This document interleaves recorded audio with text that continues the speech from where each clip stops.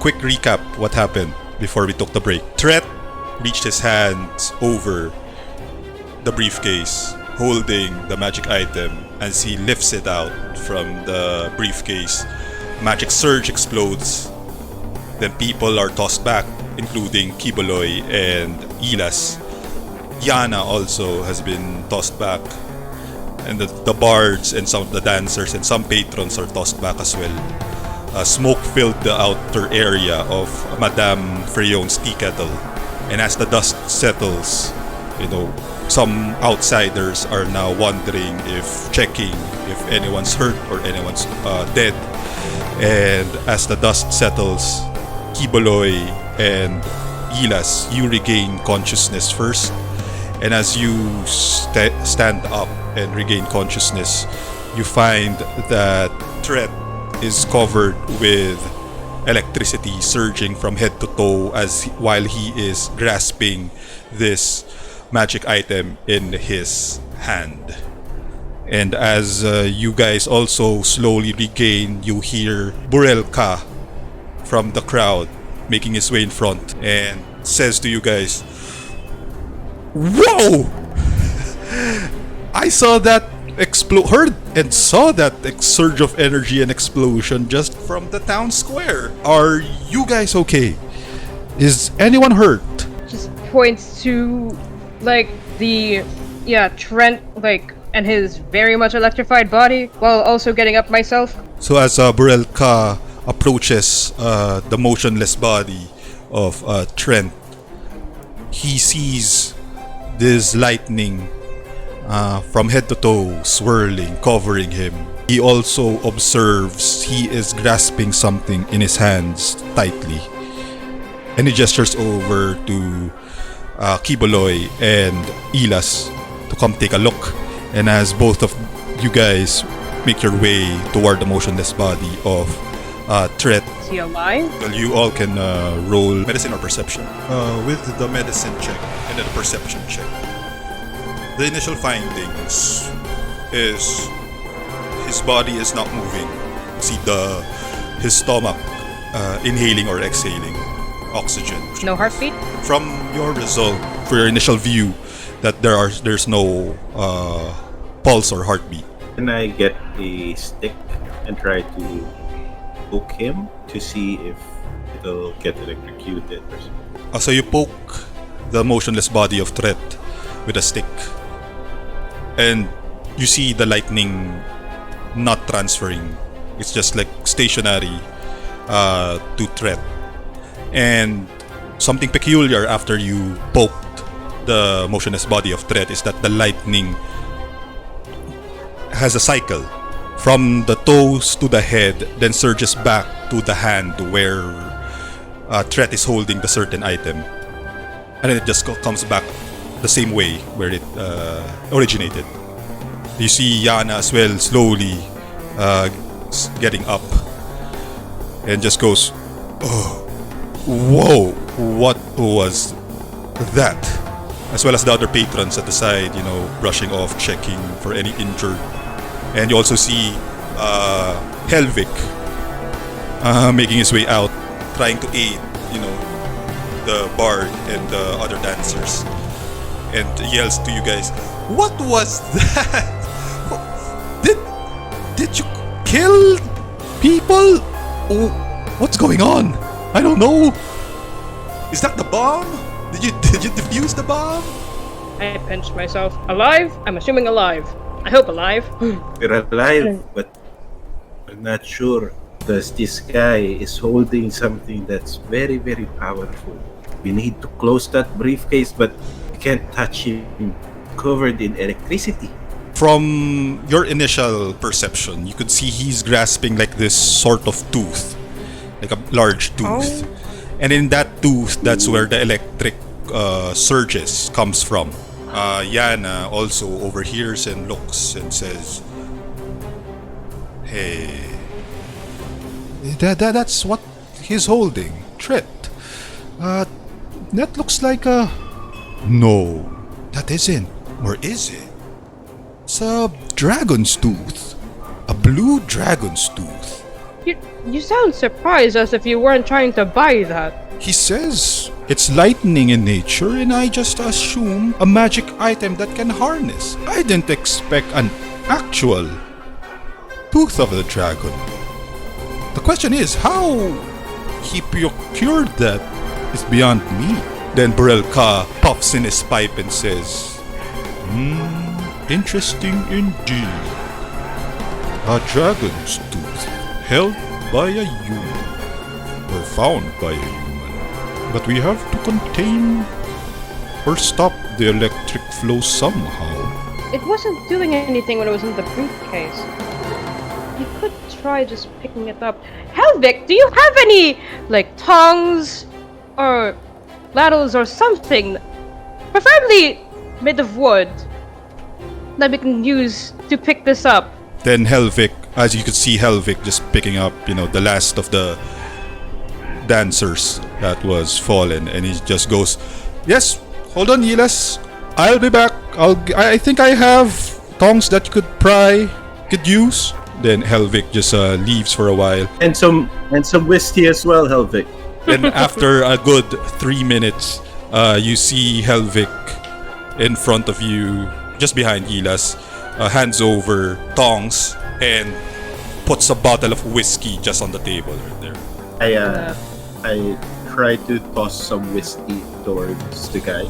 So as Kibuloy pours whiskey over, you can see it react in a way as what electricity would react to. There you see sparks and energies, sparks fly a little bit, and it's still contained in the body of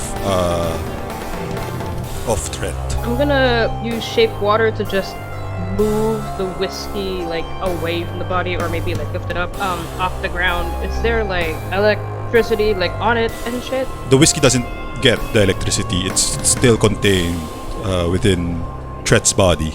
Yeah, and then I'm gonna start taking the tongs and very slowly, very carefully, casting guidance on myself before I do it, trying to pick it up with said tongs, bracing for the worst. So roll me a strength check as you pry open the tongs with the held hand of the dragon's tooth. 12. So as Ilas, with all her might, pry open, you can see slowly the hands of Threat open up slightly, and as you pick out the dragon's tooth and yanked it, the lightning suddenly jumped from his body.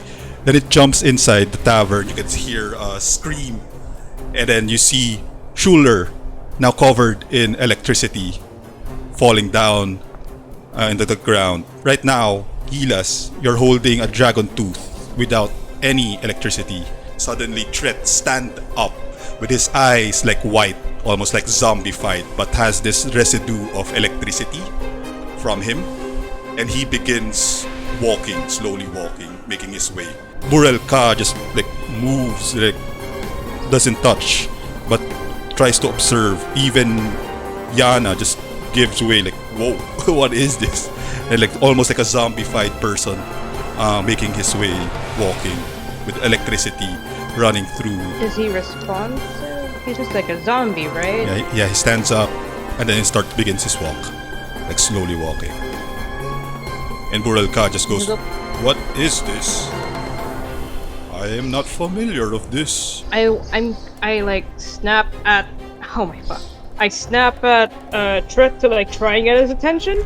Just snap at him while looking at him, then looking at Sawyer. I'm kind of just moving a hand in front of him. Does he react? He doesn't react, as in he doesn't hear or react to any of your notions. And then Burelka just puffs once again in his pipe and says, if this is indeed the spell of a lightning, then what it did is it jumped from its current victim to the next. And that happens to be inside the tavern. Someone in there has the electricity, and now the dragon tooth has none. Is it choosing its victims? Or does it just need to be released? What if we just release the energy? If we release the energy somewhere where it won't hurt anyone, it's perfectly, it would be fine. At least keep it there for the moment until we find out a more permanent solution, right? The zombified body of Threat making his way and nearing, the sea of other patrons of the tavern. And as he approaches, one of the patrons, just rubs its shoulder a little bit. You see the patron just get electrocuted, and he falls to the ground. And Burelka says, "We have to stop them. They are basically walking power plants." Are they even alive? What are they doing? And then Burelka says, "Alive or dead, they are a threat to the town of Lan." Then he runs over and tries to restrain Tret. He tackles him down, and Burelka also gets electrocuted. He gets a little bit shocked. We might need a lot of insulation against lightning. Safer to contain them in one area than head to the whole town as to affect everyone. Alas, I think we should let everyone know that they should evacuate. I cast thaumaturgy. Everyone needs to leave. We have to close the tavern, unfortunately. Free whiskey on Helvik when you get back. Sorry for the inconvenience, folks. And Helvik just nods in agreement, and you could see people evacuating the tavern. And as people are evacuating the tavern slowly, you also notice from inside, from Schuiler, the lightning suddenly bounces to the table where Suruk is. It starts with her bow, inside her bow, and then jumps towards Suruk. And then Suruk also falls down, gets electrocuted as well. And then Schuiler now suddenly rises up, and now is almost like this zombie-fied person walking out of the tavern with electricity in his skin. Oh boy. What do we do? Let's shut off this place. They shouldn't be allowed to leave. Goes to shut the doors, lock them. We still have to deal with the tooth. You're holding it, right? You're still holding it? Can you take this while I shut the doors? Let's put it in the briefcase first. Oh, that's right. Yeah, so you guys managed to find the briefcase where the tooth was encased, and you put it first inside. And right now, the lightning of the dragon's tooth is at the motionless body of Suruk. As Gilas closes the door, you could see the body of Schuiler, motionless body, try to bash it open, try to push it open. Not with hands, but from head, chest to legs, he's trying to push the door open. You could also see Burelka try to restrain on a chair the motionless body of Tret. Burelka just says, "It's gonna take a lot to contain this person because lightning energy is surging from their body." And Helvik just goes, "I have rubber in the kitchen. Rubber gloves. I don't know. That might help a bit." And rope, Helvik. Rope, yes. Okay. Then you could see Helvik just run as well, making his way back inside the kitchen to get some rubber gloves and rope. As he's doing that, I'm already trying to fashion the rope I've got into a lasso. Ailas, what do you think of using the dragon tooth as bait? We open the briefcase and maybe they'll be attracted to the source of energy. And then we can contain them. Oh, no. Never mind. Well, they did, yeah. I think we can just rope them. They didn't go to... When it was on Trent, it just bounced and shit, right? To then Schuiler. So Schuiler is inside the tavern. So they're not after the tooth. But they are after something, considering they're just off, just zapping people. Then you could both roll me a history check. Nice. Kibuloy, Nice. you remember from the time you are talking to the patrons inside, calling for followers for the Kingdom of Deity. You remember Schuiler, who happens to be a writer, and as Gilas also as well, she rolled 14. Remember that he is eating a salad which happens to contain safflowers, and safflowers are found in the quivering forest. The second victim after Schuiler happens to be Suruk, who started with the bow, then reached to her, who also, you recall, its magic property is a rare wood, which coincidentally is also found in the quivering forest. And as you guys are analyzing, you also hear another second knocking because the lightning has just bounced. You see a second body on the door knocking a motionless body of Suruk, and without the lightning, it bounced now to its third victim. Bounced out from the window, you see a tiny window, and you can hear like a young girl scream and just gets electrocuted as her motionless body is fallen to the ground. There was no point in quarantining the tavern. Okay. This is COVID. This is how COVID spreads. And as Burelka finishes up containing Tret on a chair with some rope, and Helvik now comes out with some additional rope and some rubber gloves for everyone to use. And as he does that, he also shuts the tavern door close, so trapping inside Suruk and Schuiler. I am going to try something. I want to approach probably Suruk based on the conversation a while ago. Like, seems like more capable. And like, one last insight. If there's like any semblance of a person left in there. Roll me an insight. Yeah. With that insight, Okay. you noticed from Suruk, her body is still intact. You could sense that she is also breathing, despite the fact that her eyes are white as snow and her skin is almost blue. As you keep observing Suruk, Burelka yells at Ilas and says, "These are still people. They are still alive. But inside, there's some sort of trance. It's best not to kill them, but just contain them from hurting others." Can you deal with tying up some of the people here? Let me try something with Suruk. Let me see if I can reach into them. Kibuloy, you make your way down the steps outside Madame Frion's tea kettle, and you reach the kid with the lightning. It hasn't moved yet, it's still on the kid. You could roll me perception. Oh no. Oh no. Oh no.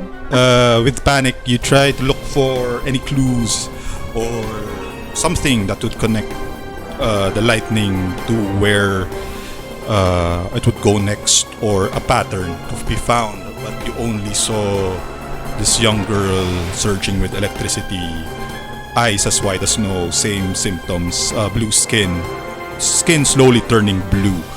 But you notice the path of this electricity surges from her body then to a flower necklace. Roll me investigate nature.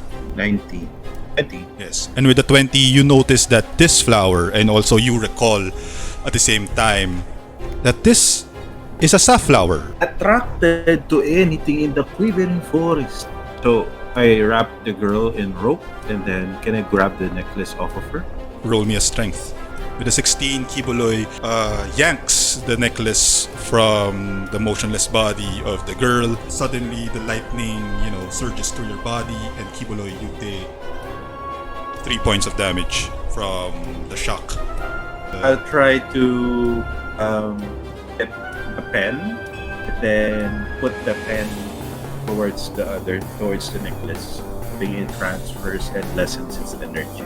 As you take 3 points of damage from the initial shock, you tried your best to tie the quivering forest makeshift flower necklace worn by this girl to the magic pen that you got from Schuiler. And you notice that the lightning doesn't reach the pen. That you take another 2 points of damage from Oh my trying God. for that experiment. You see above the steps, you see Burelka and sees Kibuloy downstairs and says, "Have you figured it out? How we could contain this epidemic?" We need a big source item that's from the quivering forest. Something bigger than this necklace right here. I think it's looking for its home. Then he puffs again on his pipe and says, "The dragon tooth is its vessel." Then he yells over at Elas and says, "Bring the briefcase. The lightning is here in the dead girl's body. We have to contain it with something big from the quivering forest." Is it just just calling out? Is it possible to just put it back in the tooth then? Is that what we're going to do? "We will try to return it back to the tooth. But we need to find something to hold it before it bounces to another victim." And as he says that, the lightning suddenly jumps up again. And then you have this motionless zombie girl walking toward Kibuloy. Karope siya. This motionless body's trying to stand up with a rope, But then the lightning, you see the lightning leave its body.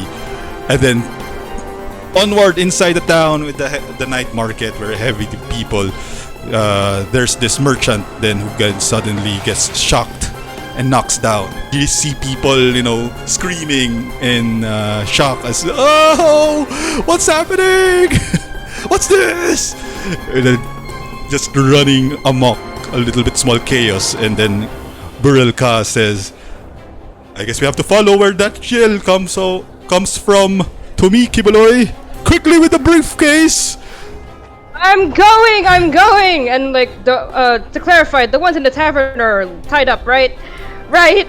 You just quarantined them inside the tavern. They're just face to the door, and you can see if there's a small windows, you could see their heads, exhaling and fogging, just Actual zombies. zombie, yeah.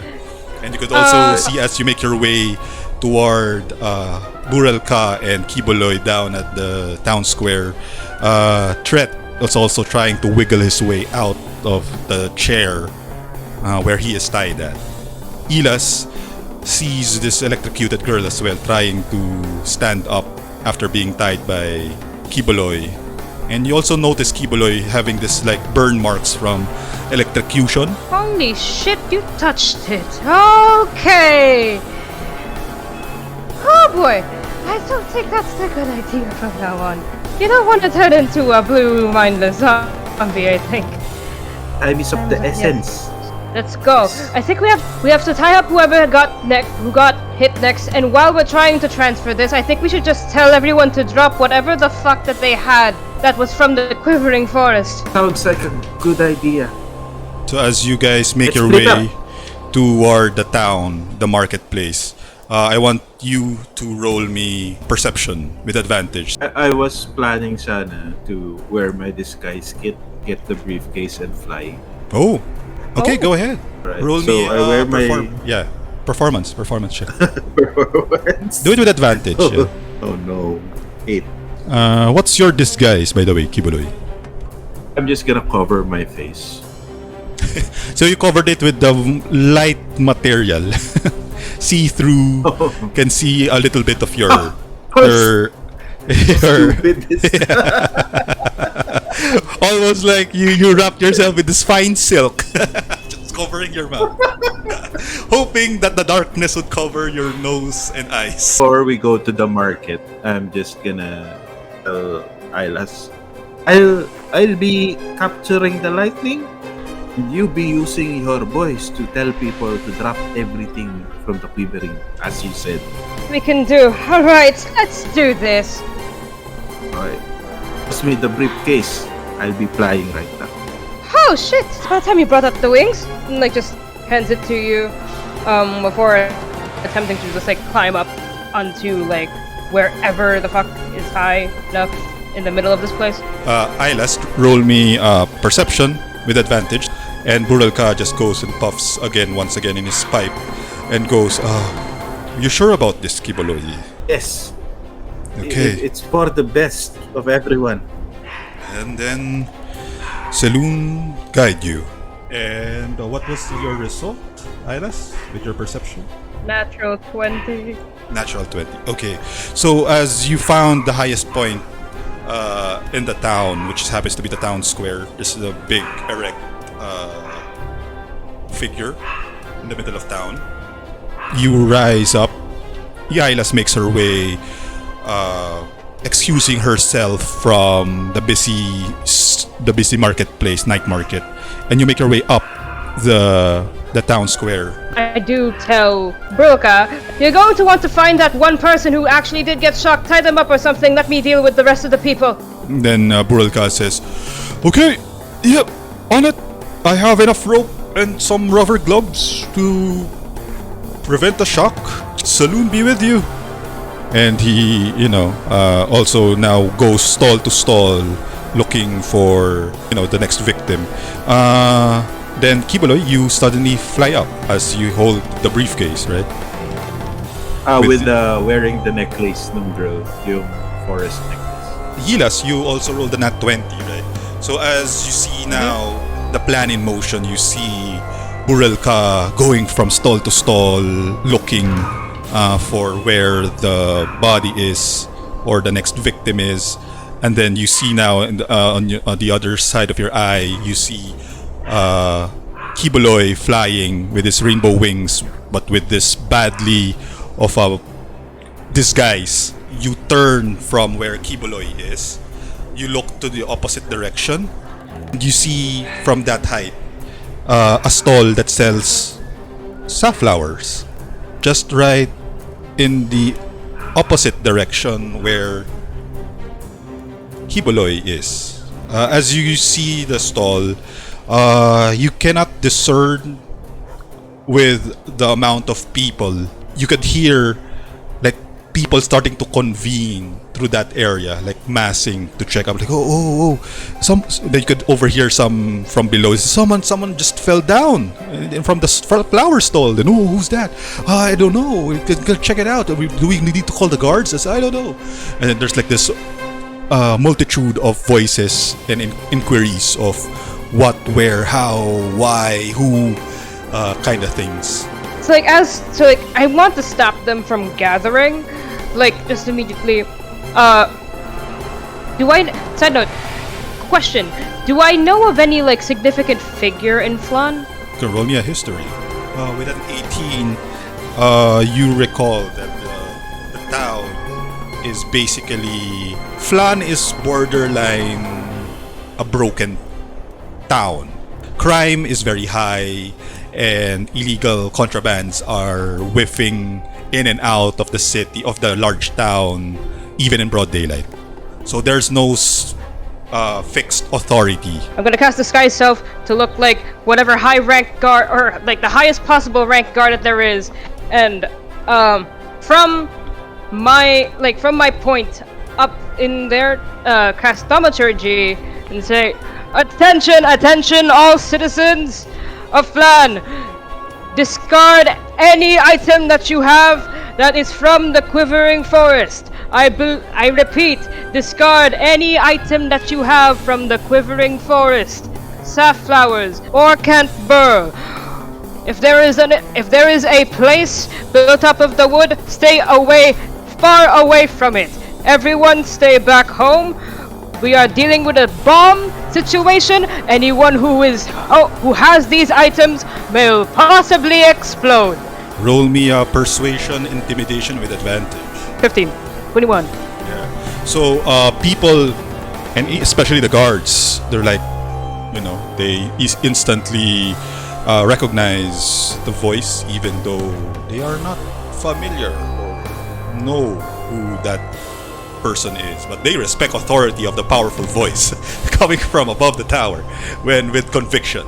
So the rest of the town as well, check out and orderly evacuate the town square, leaving, dropping whatever Morcant burl they have or safflowers. Kiboloy, you see overhead as you fly and swoop in, to that direction. You see there's a person down on the ground having this electricity, and that the electricity hasn't transferred yet.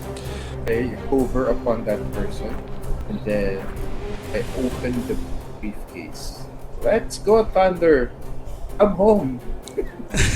And as you open the briefcase, suddenly the lightning, from the motionless body jumps up and goes in and out of this various flowers. So it's like almost like a soft flowers exploding, because it's zigzagging its way inside a safflower in the flower tent, and then zips up through the neck of Kibuloy. Kibuloy, you take another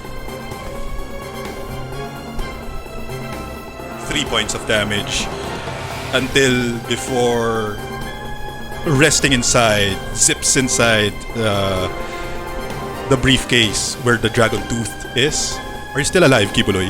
This one. Are you still alive, Kibuloy? Please.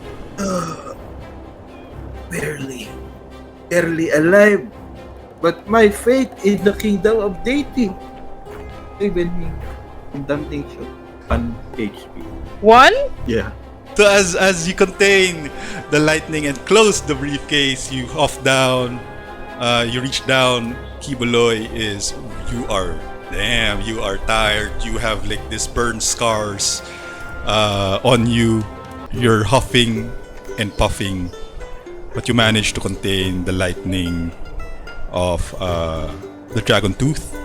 You are suddenly approached by Burelka, running from the crowd and from the sea of folks. And as well, Hilas makes her way down as well from the tower, and you all convene in front of this flower shop where the electrocuted man initially selling safflowers is located.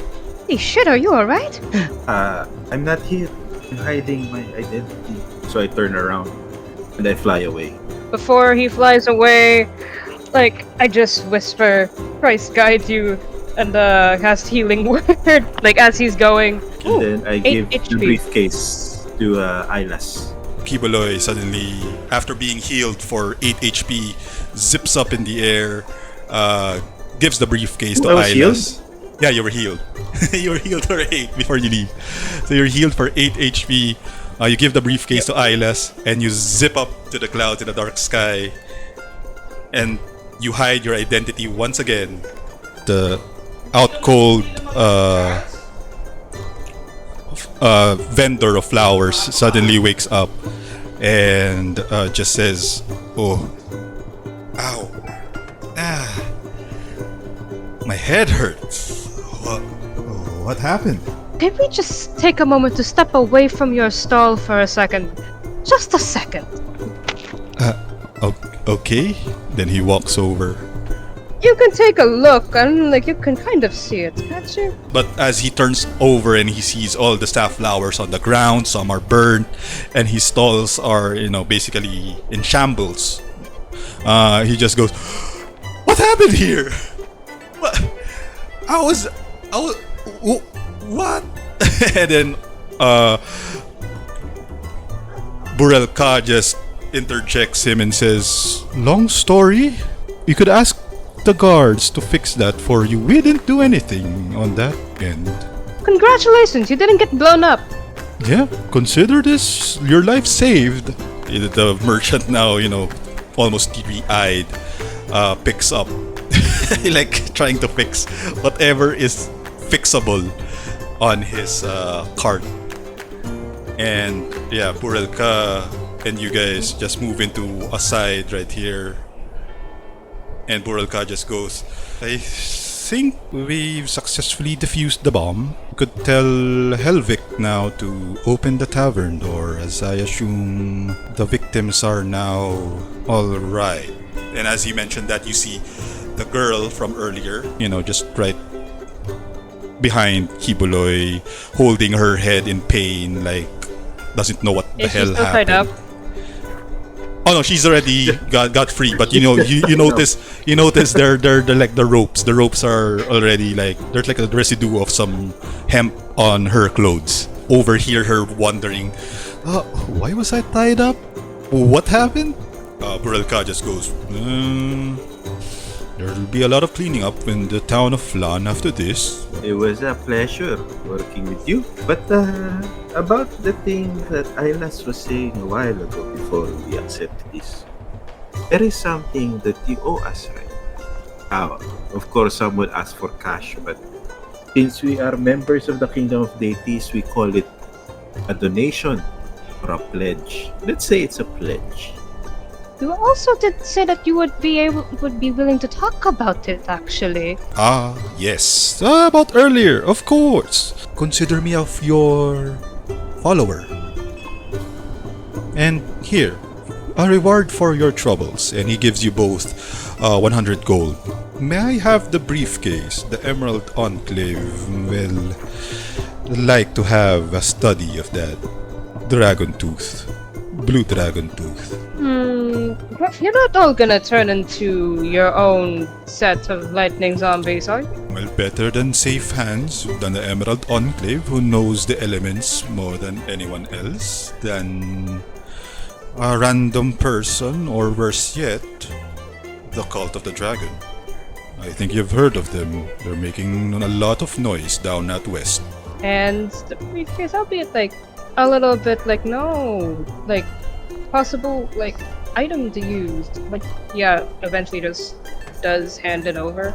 Also give him a feather, rainbow feather. So as Burelka receives the briefcase and the rainbow feather, he just goes, "It's nice of the Harpers to help out, and thank you for assisting me. Before I go, I want you to be wary of the Welcomers Guild. They're the local thieves guild here in Flan. Word has it that they might do something. Goodbye." And then he walks, as he makes his way in the evening down at the market center of Flan. Kind of just collapse in the floor shouldn't be complaining I didn't get zapped, but oh my god. This is what it's like to be a Harper, really. What a very eventful first day for you, isn't it? Be welcomed by death and be face to face with it hours afterwards. Yes, that's the life of a Harper. Tiring as fuck, but shit is it fun. If we're going to get along well. We also have a lot of work to do with this cult. My goodness. Oh, and that Welcomers Guild, been the second time it's been mentioned. What you say, let's wind down time in the Madame Frion's. Friona's. Yeah, Madame TK. Frion's. We're going to need more of that list. It is really a powerful case. Good.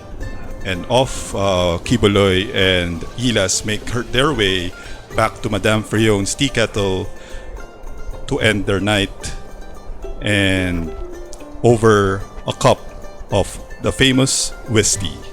And that's where we end.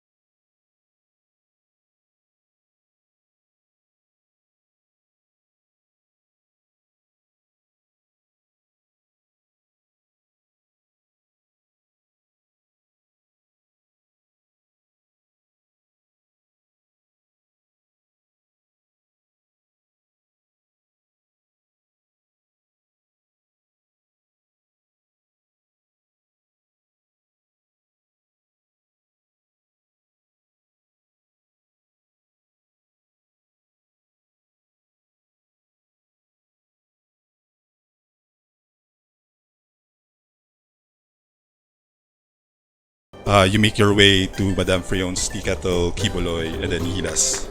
Helvik just waves at you. Elvic, is Schuyler still here? Little elf fighter? And then this head pops up. Schuyler, heads up slowly, almost like a typical hangover. He raises his hand and he goes, "Here? Still here? Just had this awful headache." And then Tret as well, just drinking straight up some water, and says, "Yeah, same. Me as well." And Suruk, just in the corner, just sipping some hot tea and some soup. Schuyler, for something to write about, I think I have the perfect story for you. What if we call it The Kingdom of Deities and the Lightning Incident? You could also say the lightning thief. Just went ahead. That sounds better. Of Deities and the Lightning Thief. Look at all the actors in front of you. And Schuyler eyes light up and says, yes, thank you. Amazing. That could be my next playwright. Our next play. But we need credits here, and along with like a cut of like the Schuyler just goes, then I could write your three's name. Sounds fair, since I am now also as a follower of the Kingdom of Deities as your playwright. How's that sound? with your help we can spread the word far and wide. The medium of art even. Then there's much we can do. And so everyone now, Schuyler, Suruk, Trent, along with Kiboloy and Ilas, spend their night, ending the night at Madame Freon's Tikato.